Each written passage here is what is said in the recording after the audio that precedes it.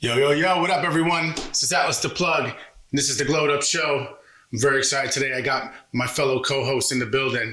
Rise it. And we have a special guest. This guy has been a huge inspiration for a lot of people. He's sports, entertainment, music, publicist. Let's hear it for Didier. Appreciate you guys for having me. Yes, Morais. You got it. Yeah, I got it. All right, cool. Just want to make sure. Yo, Didier, man. First off, thank you for taking the time, bro, to come out. Seriously, means a lot, man. For the people that don't know, you have done a lot of things, especially within the past couple of years, with some very big people in music and entertainment. One of the big ones is the whole Free Meek campaign that you were part of. And I want to get to all that, but I really just kind of want to start out like from the beginning, because I know, coming from Jersey, and then, you switched kind of gears to get where you are now, which I think is really inspirational, and people really should be hearing this. So let's talk about that, like where it kind of all started for you. Yeah, what's the glowed up story for you? Oh, man. So I was actually an aspiring sports reporter coming up. Like, in high school, I was a big soccer player, but when I realized I wasn't going to be pro, I was like, well, at least, I'm a good writer, and I want to combine that with my passion at the time, which was sports. So I wanted to be like the Latino Stephen A. Smith. I went That's hard. Yeah, man. That's hard. And I went to Syracuse, which when I was there was the #1 journalism school in the nation, and, got some really great high-profile internships. Interviewing LeBron James, at the Miami Herald, D-Wade. I was at the Miami Herald and covering the Heat when D-Wade, Chris Bosh, and LeBron got together, and it was like a phenomenal look for me as an intern. It paved the way where I got a job at the Houston Chronicle.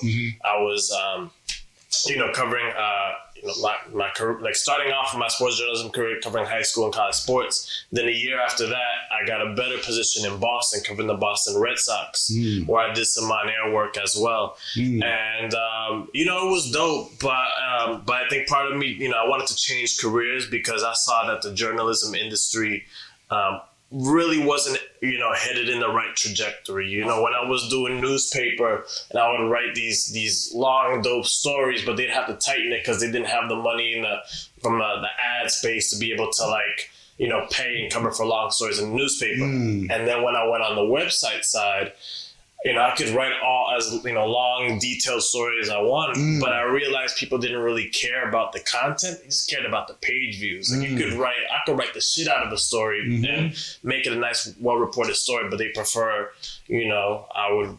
They care about you know what I mean? Just like, write about somebody's favorite lunch instead of their glow up, you know what I mean? So that's what ended up prompting me to change careers.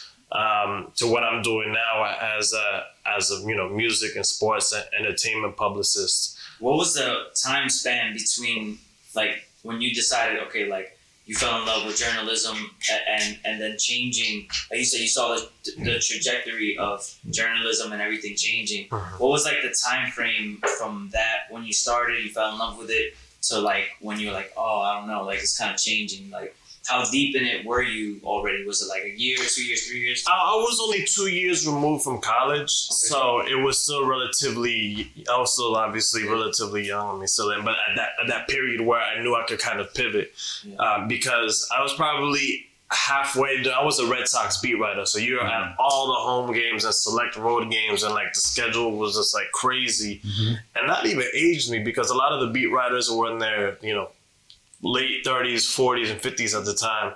And I'm 23, 24, just with these guys, I'm talking about the fellow beat writers, and that just put me in a different mind frame. Right. So makes sense. Definitely hustle for real. Yeah. I did well, I broke some stories, I developed good relationships, and that, definitely I know I would have been in the right trajectory where I would have hit that Latino Stephen A. Smith mark. I have no hesitations about that, but I'm fortunate enough that I was able to adjust and pivot, and I really get a lot more professional gratification with what I do. But the reason why I asked that too, because a lot of people in what they do, right? it takes years for them to make the decision. Like, you know what? Like you notice something within yourself, and also like how everything was shifting. Right. Sometimes people will take a little too long to make the decision. Like, you know what? Maybe it's not working the way I thought it would. Especially when you're involved in something so like niche. You know what I'm saying? That's a very niche market, and you were, you had these aspirations, and you were kind of like already on the way. Right. You know what I mean? So like, did you feel like maybe it wouldn't work out at one point? Like, did you feel like, oh man? I knew it would. I think part of it was just coming down to personal happiness, right? Like, I'm from Jersey, so I'm an East Coast guy, so it pains me to have to leave to go to Houston. It was a phenomenal opportunity, really great professional look for me, but I just didn't want to be away from home in many ways. In order to grind and build your way as a reporter, you have to. And I was fortunate I landed in a big city, but a lot of my counterparts, their first jobs were in the middle of nowhere in Iowa and Idaho, because journalism is so niche and there's so many limited markets and platforms that a lot of people have to start at smaller spots. So I was so fortunate I was in a big city, but I still wasn't that happy. And then when I got to Boston, I was, again, very appreciative of the opportunity. And I loved covering the Red Sox, loved doing on-air stuff. But then there was just still something, my heart was still in New York, right? And I was just like, I wanted to be here. And it was one of those where I really had to pursue my personal happiness and being here, and then rebrand from here. So I moved. I'm like, I know I want to be in New York. I want to be back near my support system. And I knew I could parlay my writing and oral abilities into whatever career. I think communication is a foundation of any career. You know what I mean? 100%. So there was definitely a period of unemployment that I would always say is probably one of the toughest periods of my life, my career. So I think going back to your original question, when you said it was a glow up, is like, because there was a period where I had spent 2 years as a, respected reporter working my way up. I had to start from the bottom. I was, unemployed for like 4 or 5 months, just trying to figure out my next move, and then trying to apply to do PR once I realized I wanted to go the PR lane. But I had absolutely no experience. So I was firing off resumes and just getting deaded. And then finally got an opportunity where I had to start from the bottom as an intern again. I'm a 24-year-old intern about to turn go 25, just like getting some game over there. But that was definitely a tough period, man. I remember just like firing off resumes and like not hearing a word, and that's the worst. There's nothing tougher, and this is what really drives me in my current career right now ever since, is because like I still remember waking up and like not having a purpose. Like, and I say that because I was deep, that's real shit because like I was always top, great grades, always high achiever, got to the university I wanted to, got the jobs and gigs, and everything was like, had lined up. I had it, quote unquote, I don't want to say easy, because I worked hard for everything I got, but that was my first real challenge, where I went from living in a nice apartment in Boston and Houston on my own, to living in my friend's attic, as I rebranded while I'm trying to figure this all out, and, retweaking my resume, trying to sell people on why I need to get a shot in PR, when I didn't study it, have any formal experience. So thankfully, I ran into a college colleague who was doing something at an agency, and one thing led to another, and that's how I got my opportunity. But I remember waking up, man, and just being like, all right, I'm going to go to the gym today, and then try to send these applications until something resonates. So it was a stretch. So after you got your intern position, and as we all know, I actually think you going there at older than the normal intern, they're like 19, 20, whatever, might have actually been more beneficial for you, because you're like, when you're younger around that age, all you do is fuck around. You're just dumb, you do dumb shit.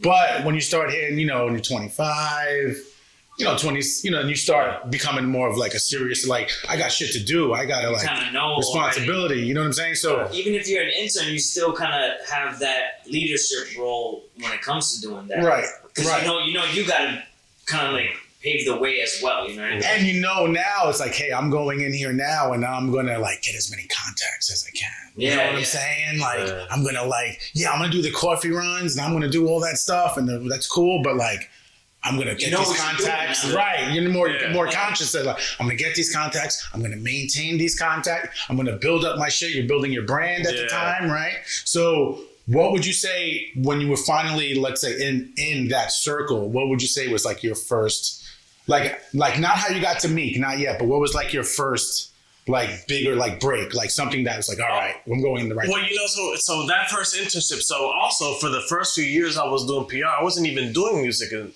entertainment. Right. I was, I ultimately ended up getting a job at an agency where it was just a lot of consumer work, like even some technology shit, like on some real shit. Yeah. I was doing PR for like IBM, like they were one of my clients. Like I'm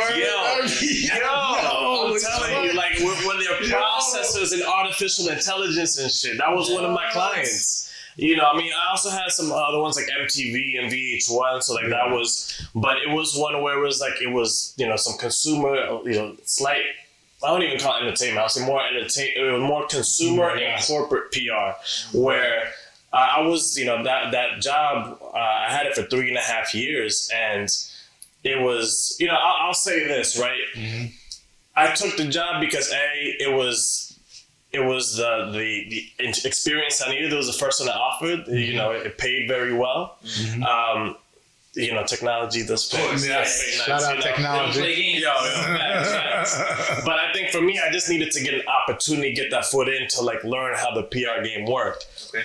So it wasn't, you know, I spent 3.5 years doing it, but it wasn't professionally gratifying. Mm-hmm. I did a great job. I got promoted twice, but. And I still, you know, to this day, I look back, I'm like, how did I do that for 3.5 years? Like doing PR about like processes and things and like cybersecurity and like, you know, but I'm very thankful for that because what ultimately, what I always had in mind, I'm like, man, I'm good at this and I hate what I'm doing PR for. I'm not interested in it whatsoever. I'm like, if I'm good at this, imagine how great I can be when it aligns to my personal interest, what I'm passionate about. So it ended up being where actually one of my colleagues at that agency ended up leaving and going to my current agency, Berk Communications. And she was like, hey, you know, one of the big clients is Roc Nation. When she heard I was looking, she was like, I feel like you'd be a real great fit here. You should look into it.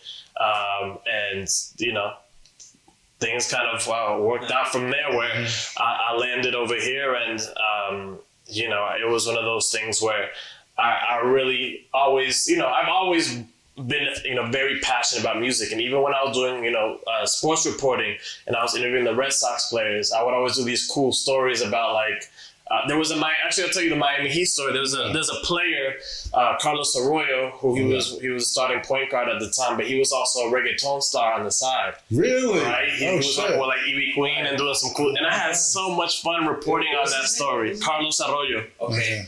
You know? Yeah, so it was one of those cool things where like I interviewed Shaq and be like, what advice would you have for Arroyo? You know, you obviously a prominent hip hop artist. Like, so the music interest was always there even as I was doing things with sports. Yeah. So that was always there. So basically when I was here, I really wanted to get an opportunity. So I would help out on some things here and there, but I would really say my quote unquote break was when I really started working with Meek. You know, I had helped out on a few projects with Romeo Santos. Man. You know, like probably a few months prior. So that was really what helped kind of open it up. But the night that Meek was incarcerated, November 6, 2017, was really what kind of shifted the paradigm of my career. And as they say, you know, preparation is, you know, when you're prepared and the opportunity comes, you know, you just gotta be ready. Align with each other. Yeah. And who came up with like the whole Free Meek, like the name and like all that for the campaign and all, like for the documentary? Where did that come from? Well, I mean, I think the campaign just evolved into that. Like, you know, I think that's what the hashtag just started. Free Meek. Of course, you know, crazy. Yeah. So it was just one of those things where we obviously worked very closely, you know, with of course, Roc Nation, and them being one of our clients. And again, obviously, what I do want people to know, shout out to Berk Communications, which is my employer, my agency. And my boss has had a long-standing relationship with Roc Nation. So it was one of those things when this transpired. It's something that I was obviously very personally interested in and wanted to be invested in. And we worked very closely with Roc Nation, with Michael Rubin, 76's partner, and really worked hard on this campaign.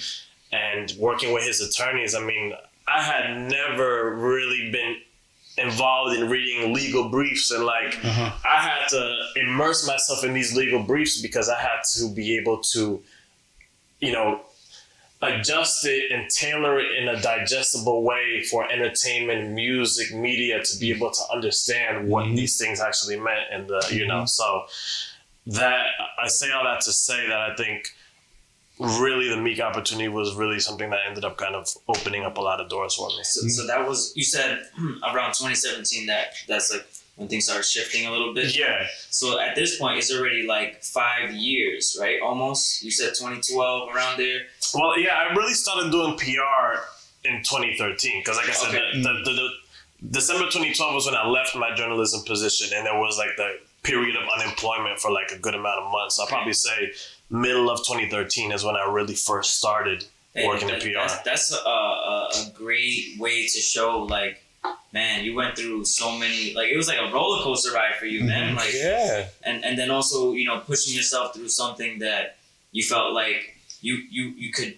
tackle that realm of like the work that you said, like, it wasn't something you were passionate about, but you were able to, make ends meet and do what you got to do. Of course. Working for tech and all that stuff like that. And then eventually segueing into like the music, you know what I mean? That's really inspiring. Yeah. Man. Like, and then to do it though, to go in with that fight in the music thing and to win and come out on top. Yeah. That was like, how could you not fucking love that? Even me watching, I was like, this is amazing. That's really like, this is inspiring because so many people have tried and failed.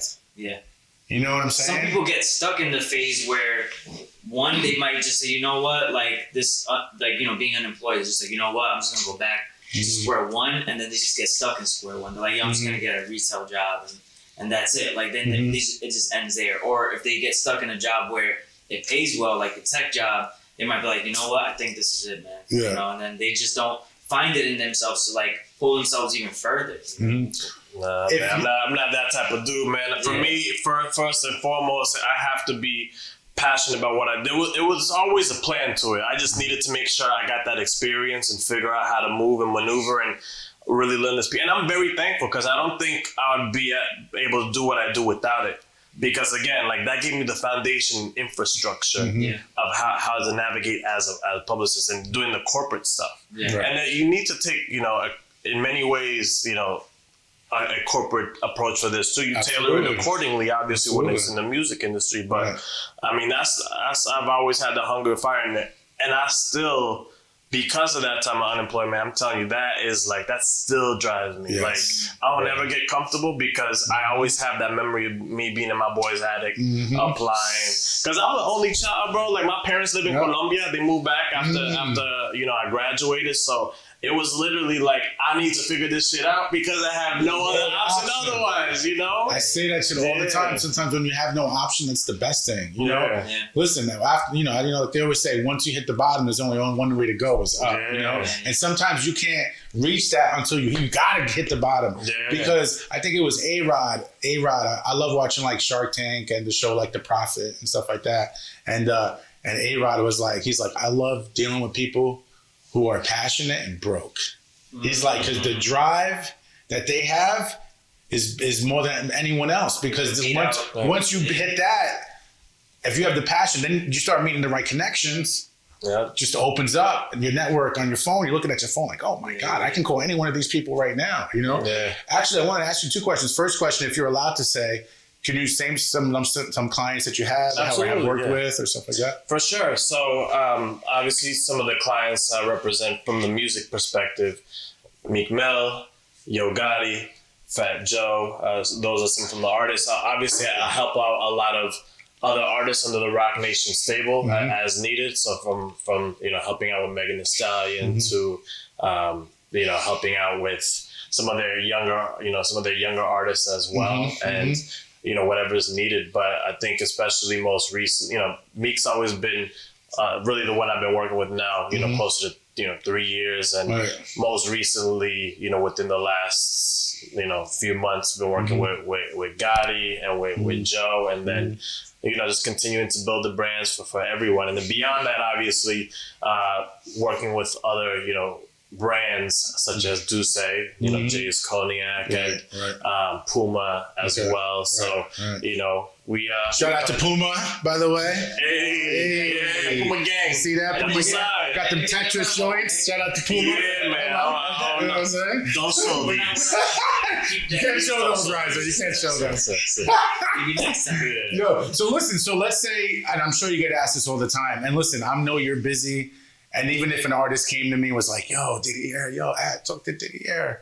So, oh my God, a little something coming out. You know what I'm saying? I'm sure you're a busy guy. And I think some artists don't realize that, PR costs money. You know what I'm saying? Like, this is not cheap. This is not $500, not $1,000. Like, you're paying. Let's explain to some of these people who don't know. And I think it's good because we have a lot of, upcoming artists and stuff like this. So I'm an artist. I'm coming out with a project. I got a little bit of a buzz, you know what I'm saying? A little bit underground, like in my city, people fuck with me. I got like maybe 100K followers or something like that. You got like some people that come to your show. Yeah, it's like you're bringing out at least 100 to a couple hundred people, nothing crazy, you know what I'm saying? And I'm coming out with a project, right? And I want to hit Didier or something like that. One, is that possible, right?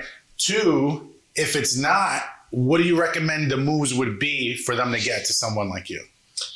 So I think, we have a little bit more of an expensive retainer. I would agree. Not to say there's levels to it, but I think for someone who's super starting now, who has a little bit of a buzz, I would probably say, some of the advice I've given a lot of people is like, first off, try to find maybe like some hungry college interns who you could just pay like $500 to whatever and are invested in you, and like they can help. Start off with like you both exactly. You guys can both build together because there's people come to me and like, hey, should I do this cheaper PR agency or what should I do? And I tell them this. I'm like, you could go to this other PR agency, but you'll probably be the bottom priority. If they have so many other artists or they have other brands or whatever, if you can just hypothetically, if you can only, pay like, a rack or like, $1,500, like you meet the bare minimum per month retainer, correct? Right. Per month retainer, like they'll take it, but you just be the bottom of the barrel. You won't be a priority. So I say best advice I can get them is like potentially finding, a college intern or a freelancer that, for them, if you give them $500 or $1,000, for them that's a lot. And then in return, they will you got to make sure that they're invested in, and especially a hungry one. That's why I say identify, because they will try to go in and get what they can get, build their Rolodex up. Right. And then that way you're someone's priority as opposed to being the bottom of the barrel option for an agency with a bunch of other clients, and they may prioritize more higher paying ones when it comes to conflict. So that's my best advice. That's not to say that all agencies, but quite frankly, if you have one client who's a 15K retainer, 20K retainer, there's like grand isn't really going to do much, and for some agencies we have a minimum cutoff of a type of retainer that we'll accept. So once you meet that threshold, we can start having a conversation. And that's just with anything, even when I first started working at Berk and my PR agency, we had a different threshold for our minimum a few years ago. As we've grown and built our clientele and expanded, that has enabled us to raise the bar a little bit more, because now we are in a different echelon, and that has helped us out. So a lot of it is also, knowing your worth at the same time. Yeah, absolutely. Because even personally, people come at me all the time and be like, can you rent me? I'm like, once we talk about what the budget is, I don't do no freebies, and I don't do yeah. you know what I mean? And people ask for the hometown discount and all this stuff. I'm like, nah, man, that's not how it works. It's nothing personal. It's just business, and it's knowing your worth, and that's how you gotta handle it accordingly. And what would you say for artists who doesn't have money? Let's just say we all been there, young, struggling, whether you're an artist or PR, whatever it is, we've all kind of been there. But what would you say to an artist who's got no money, who right? And they come to you for advice like, yo, I know I can't afford you right now, but what should I do like to kind of get how do I get to these like blogs? Blogs are kind of dead now anyway, not even blogs, but like, how do I get to these media outlets? Like, should I just show up at events? Do I just like go to their offices? Like, do I send them DMs? Do I blind email them, cold email them, you know what I'm saying? Do I call the offices? Like, I don't know, I'm just brainstorming. I think that's a part of like what separates the people that do their homework though, you know what I mean? Right. Like, there's so many ways that you could find out the answers, but even though the answers are there, sometimes they like, you have those people that's just like, yeah, I can't afford you, but like, can you help me out? Right. And then you might have that moment where you're just like, nah, like, you can't. But also too, like, I'll do it. Like I said in the beginning, I would try to help somebody out, like here and there. Right. But then, more from a networking relationship, and depending on the situation, like I may here and there, but I definitely don't do it anymore like that. Because at the end of the day, again, because of what I know I bring to the table and the type of clientele that I have, I'm not just gonna give my services out for free. That's not how it goes. So when it comes to, first I would tell them, make sure you gotta make sure the music is on point. Make sure, and then have someone from your team maybe just send out some pitches to some publications, making sure including the music. And identifying EPK type of thing. And I like how you said someone from your team. Yeah. It could even be a fake you sending an email, but not from the artist. Exactly. And I always say that because unsolicited stuff. No. But what I'm saying is like, if an artist is personally reaching out to me personally, I got a bunch of DMs, I got stuff. To me, it's like, but if it's their manager, even if it's not their manager, to me, I'm perceiving like, okay. You use the keyword right there, perception, which is a big part of PR. Exactly. Optics, very important. Optics, right? So I'm like, okay, this person's got a manager. All right, now let me look into it. Maybe let me just see. You know what I'm saying? But like, when the artist is doing everything, and it sucks to say because when you're an artist, you think I got to do everything myself. Yeah. You know what I'm saying? But you got to play the mind trick on them, the mind fuck, and still be the one doing it, but your name is William Smith instead of like whatever your artist name is. You know what I'm saying? So now it seems like there's two people on your team now. So, he's got a little team now, as opposed to just the artist kind of reaching out. And I try to tell these artists all the time. It's like a lot of things they get asked. Yo, can you manage me? Can you manage me? I get that shit all the time. I love you guys. Thank you. Like, I appreciate you want to come to me to manage, but I always say no. Yeah. Because that's going to take so much away from what I'm trying to do with my brand and what I'm doing. And like, I might help you here or there, but I was telling Preach, what did I say today? I said, I'm not helping no one anymore unless we got paperwork. For sure. Fact. Because like, no freebies. No. I'm not giving no more freebies away. Get that contract signed. Money up front. There you go. Yes. And then we can work. And now we can get it done. Because 100%. Like in the music business and in a lot of these businesses, and you guys know amnesia is like a real thing. Yeah. When they need help, please. And then all of a sudden, they forget about you. Yeah. It's the fucking craziest thing, when they need you, but then they forget about you. So like, it's very transactional, just like and that's the key word right there. Is but transactional. That's why you gotta treat it like business. No, exactly, 100%. Exactly. The paperwork, 100%. And there's I make no buts about it. Like, let's just keep it. I'm a very blunt person, so let's keep it a buck. Like, part of it is like, how you can help me. How can I help? Like, how can we work together? Let's make this a partnership where we can each work with one another. Exactly. But to your point, I get a lot of inquiries too rep. And here's the thing. Sometimes I've still gotten inquiries from people who have the budget. Like, let's say they have good funding, or they have people who could technically meet our threshold. But part of me, it's like I have to identify, can we really do something with you? Because I don't want to just take your money Right. and then not give you the service. Which happens all the time. Like that's not that's not cool. Like karma goes and then around. it looks bad on you guys Yeah. if you don't deliver what they had, like their expectations. Yeah. You know what I mean? And it's out there, a scam, and you're at a well-established firm, like your corporation you're at is established. That's the real deal. But there are people out there, fake PR people, I like to call them. Like my homeboy's a rapper. He's not that good. I'm gonna keep it a stack. He's not that good as a rapper, but he makes money. He's a salesman. You know what I'm saying? So like, he's got the budget to do whatever the fuck he wants, and he always comes to me. Will you manage me? And I always say no, but I'm like, dude, I don't have to manage you. You got my number. Whatever you need, I'll help you. Like, you're my brother. It's cool. You know what I'm saying? And I don't do that for really anyone, right? But he 2 times he called me. He's like, I got this guy, I'm coming out with my single. He's saying he can get me on this band, get me on this playlist. He can get me here. I said, well, what's he talking? Like, what's the money talking like? And he'll tell me, and it's like, he wants like 4 racks or 2 racks. And I'm like, and I'm like, well, what has he done? Like, is he on, like, show me his page? What's his, let me check his LinkedIn. Right. Like, well, let me go check. And I didn't really see anything on the guy. So I told him, I said, yo, I don't think you should do it. I think it's a bad move. Like, I really don't think you should do it. And 2 times he did it to 2 different people, and both got jerked. Both times. They took the money up front. He paid him the 4 racks, right, for the month. They got him on some bullshit, like these bullshit website blogs that nobody cares about. You know what I'm saying?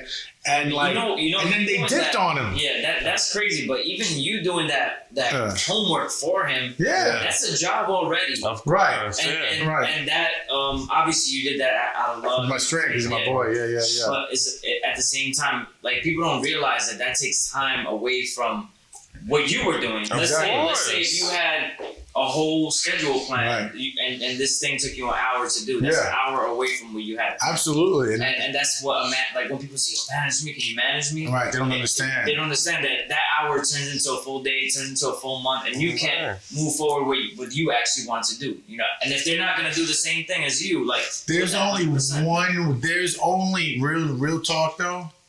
As much as I say, hey, management, and all that, like, don't get me wrong, I'm looking for the next big thing. Right. Whether it's the big producer. You heard it. He's looking for the next artist. I don't want to say the other things because I don't want to give it away. You know what I'm saying? But like, for me to manage somebody, they would have to have a kind of like, either I would just have to be in love with the product. Yeah. Like, in love, like, oh my God. Who's seen this? Anyone seen this yet? Like, and you're a fan. Become a fan. Whatever you need. You have to believe in the vision. I believe in the vision, right? Right. And if they get that, and people know me on Blapchat as like a hater, like I don't blap any records, all that kind of shit. But when I see something that I believe in, I'm fucking 110%. So 1, it would have to be that. 2 would have to be just the vibe, like personality. Like, can I hang out with you? Because we're gonna spend a lot of time together. You know what I'm saying? So do we get along? Do I like being with you? Can I be on the road with you? Like, this is just stuff that I think about, right? Another thing with time, being on time.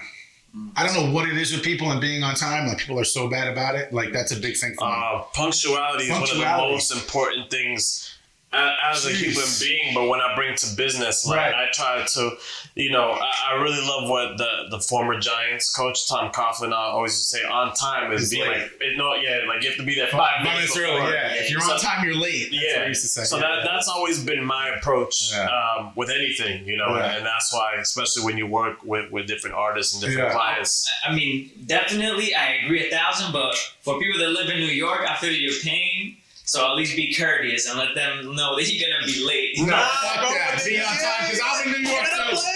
I'm in New York too. I want to hear no bullshit. I'm in New York too. It's like, it's like, get out of somewhere and wake your ass up a little earlier. I got up earlier. I might have been at Starbucks 20 minutes ago because I didn't want to be super early. You know what I'm saying? Shout out to my Queens people that feel the pain, man. Yo, fuck that. So, Queens, shout out Queens. Shout out to Shout out Queens. We all right to shout out punctuality, most important. You know what? I'm only saying that because it's happened to me where like it's out of my control. And what I do all the time, yo, get yourself, well, hopefully we get a sponsorship, but like, shout out to Uber and Lyft, man. Just get yourself an Uber or Lyft account, man, and just, if you running late. Listen, get your unlimited Metro card. Yeah, exactly. Get your unlimited Metro card and just save money, and you're gonna get around the city a lot faster. Yeah. Uber and Lyft during rush hour, you're fucked. It'll take you faster to walk a block than it's gonna fucking take you. Like, I've seen people getting in Uber, and I literally walk, and I'm on the corner, like I'm already past them, like 3 blocks down. But it depends on the time of the day. You know what I'm saying? Going back to what both of you guys are saying, tying into your conversation where you just said about the management thing. How do you guys feel about, and I know that this is like surfacing a little bit more because there are a lot of dope people out there, man. Artists, producers, dancers, DJs, everything, right? That have so much talent, but they don't have the means to get to the next level. Whereas to get like services like, you know, things that you guys can offer them. So, and I think you guys talked about this on Blab Chat too, where when you're approaching somebody, you know, yo, can you manage me? Yo, can you do PR? Can you do whatever? Like, people just always want.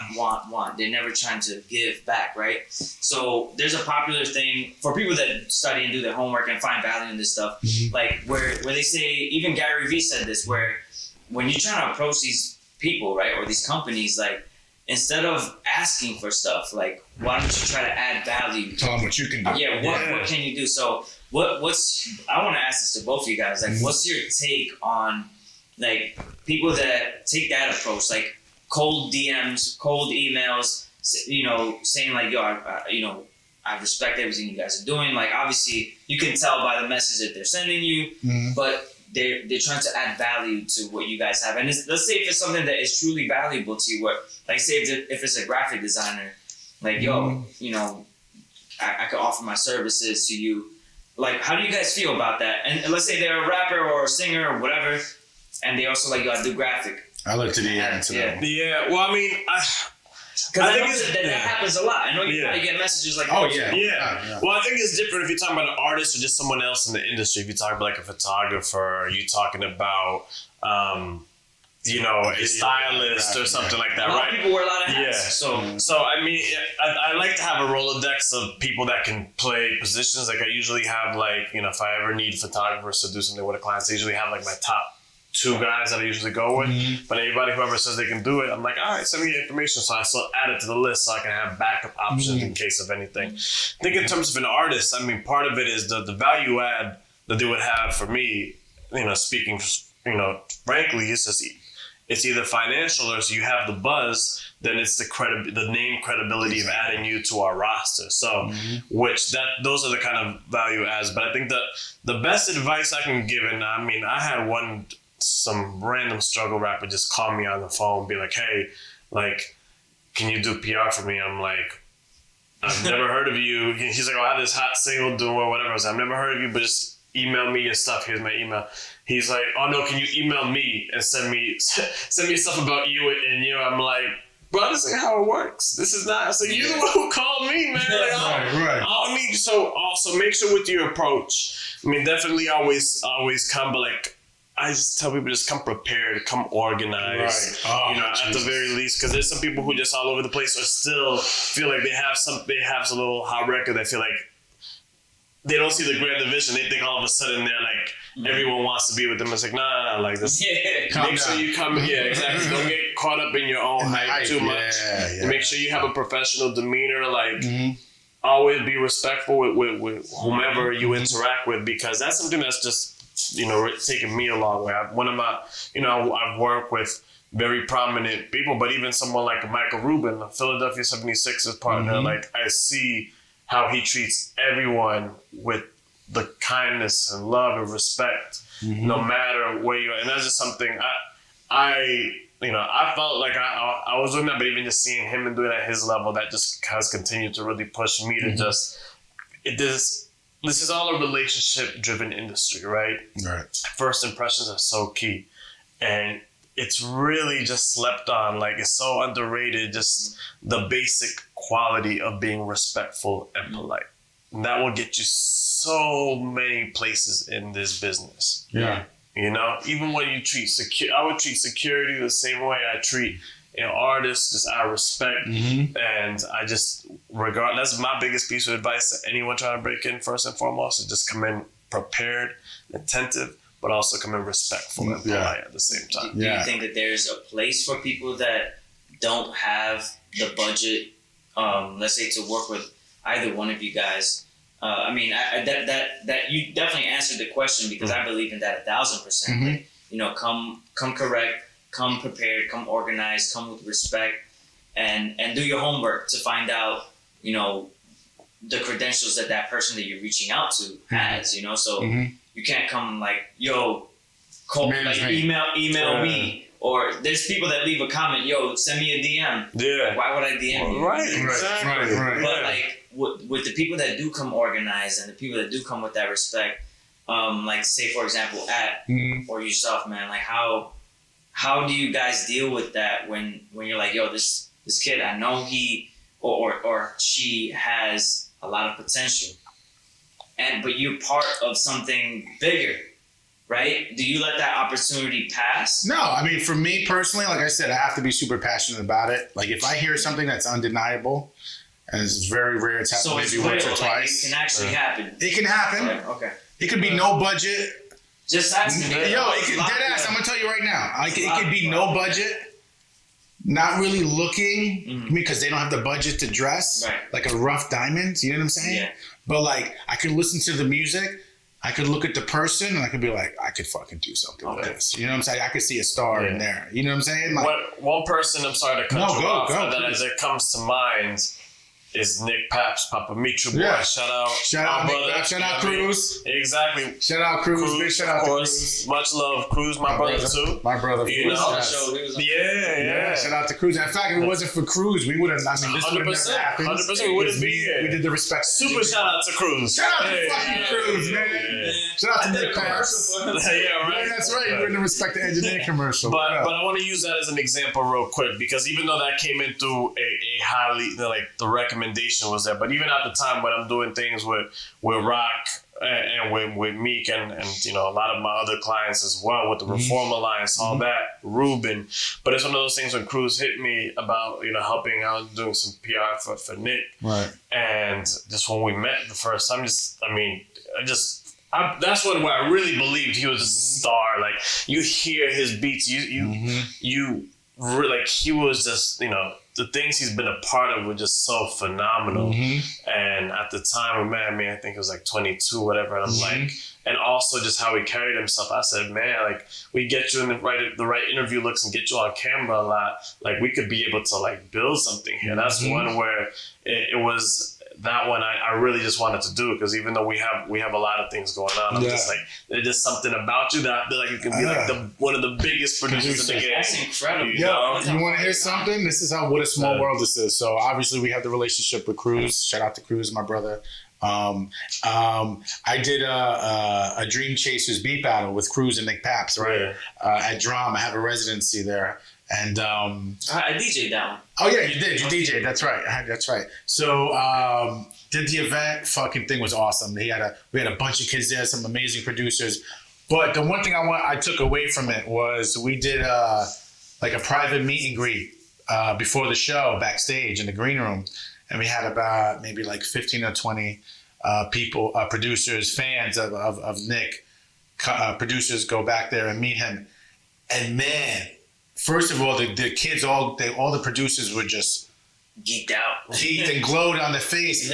But Nick, he was so, like, to me, so glowed up. The way he was engaging with them, the way he was talking to them, the way he was like listening to them, like individually. Yeah. It wasn't like, hey guys, thanks for coming. Oh, let's take a picture. Yeah. It was like he was sitting with them. He's like, hey, so where you from? Oh, word, yeah, yo, please, yo, act, go get the speaker. I want to hear his beats. So I went, you know what I mean? Like, and he was engaging with all of them. I was literally looking at him like, I looked at Cruz like, yo, you got one, Cruz. Like, because he's already smart enough to strategize that, hey, if this person can be good, then I can add them to my arsenal too. Like, again, at that young age, for him to have that foresight as well, it's like, he's smart, he's super talented, phenomenal.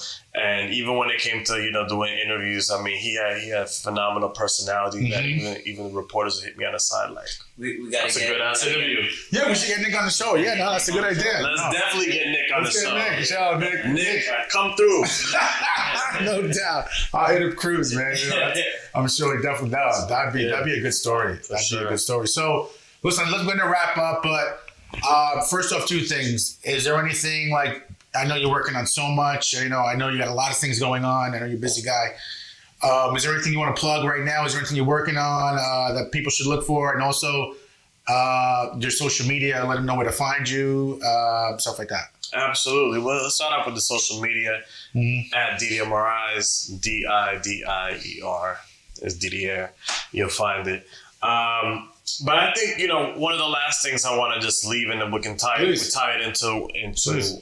what I want to just shout out with some of my clients, right? But I think, in this industry, it's really about versatility. I think one of the things I take pride as a publicist is I try to have my clients viewed in a comprehensive 360 perspective. You have some clients, some publicists who are straight music publicists and just focusing on the music stuff.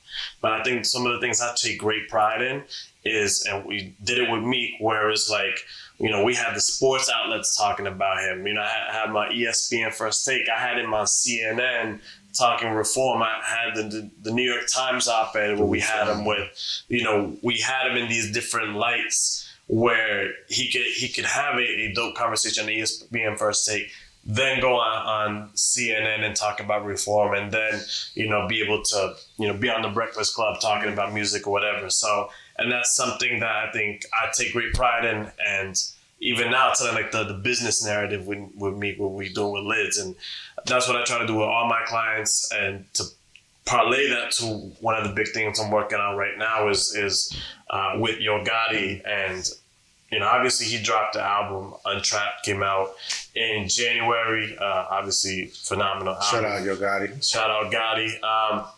But I think one of the things that I'm really proud of him and just seeing the evolution is working on is, as he's also getting ingrained in an activism perspective. I just came from, we just did an interview with him on MSNBC with Reverend Al Sharpton. Nice. Oh, wow. Yeah. See, from MSNBC, glowed up, okay? No doubt. Yeah, so it was one of those things where I'm really proud because for a while, I think he was predominantly viewed in a strictly music light. Hip-hop, yeah. And when, I started working with him, I said, I want to tell you a business narrative. And we weren't actively trying to, tell the activism side because that just happened organically. Everything that's transpiring in Mississippi, for those that don't know, obviously, there's a really dire situation right now within the prison system in Mississippi that Gotti and Jay-Z have been obviously advocating for. And to be able to work with Gotti to really, help tell the story, because Mississippi in that area is very close to his hometown of Memphis, which is why he's in the first place. So to be able to work with him and get him on MSNBCs and have him on CBS News talking about this, it's really just something I'm proud of as a publicist to be able to be on that journey with him, and I'm personally proud of him as a client to be able to do that. So biggest thing is being versatile and again, just pushing through the tough parts, man. Because like I said, man, I'm fueled to, I'm so fueled by those down times when I was, unemployed. And to be able to say, last year, one of the coolest things I did was I staffed the press conference with Jay-Z. I staffed the Meek press conference with Meek and Jay. We announced the Dream Chasers Day. Oh, when he signed the Roc Nation deal. Yeah. So that was definitely... that was a personal highlight. So the culmination... that shit, baby. Nah. I mean, I just say that to say that, I love it, man. You push through a downtime, and there's always going to be ups and downs in life, but I never would have thought, that you asked that dude in 2013 who was unemployed and just grinding to figure out if he could work in PR. You told me I'd be setting up, working with Jay and Meek to set up a press conference. I'd be like, you crazy. But stay humble, because you can always get replaced in this industry. And I never want to be in that position again where I'm unemployed. And you never know what happens in this life, but I can say that I was able to persevere and I came out to the other side. So Yes, you did. that has strengthened me. And, I just, best advice I can give everybody is just stay humble, persevere. And that's the epitome of just trying to glow up. And the glow up doesn't stop. You want to continue working and the evolution of the glow up, because I want to be able, 10 years from now, we all talk and be like, yo, we glowed up. There's levels to this, man. There's levels to this, man. You know what I mean? There's levels. Yo, shout out, man. Shout out to all you guys, man. This is Glowed Up Show. We're going to wrap up. Go make sure you subscribe to the page, and we're going to see you next time, man. Thanks again for my man, Didier Morais, for being here, man. And peace out. Love.